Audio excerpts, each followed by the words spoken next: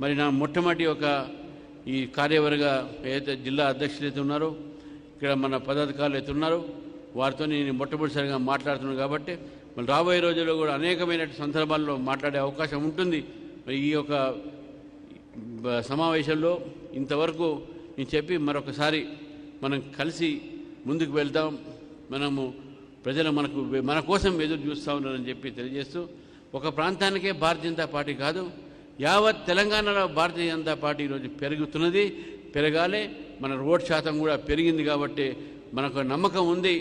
ఆ ఒక నమ్మకంతోనే మన అందరం కూడా ముందుకు పోవాలి, ఆ విశ్వాసంతోనే మనకు ముందుకు పోవాలి, ఆ కాన్ఫిడెన్స్తోనే మనం ముందుకు పోతే తప్పకుండా రాబోయే రోజుల్లో భారతీయ జనతా పార్టీ స్థానిక ఎన్నికల్లోనే కాదు, రేపు 2028 జరిగేటటువంటి ఒక అసెంబ్లీ ఎన్నికల్లో కూడా భారతీయ జనతా పార్టీ గెలుస్తుందని చెప్పి పూర్తి నమ్మకం ఉంది.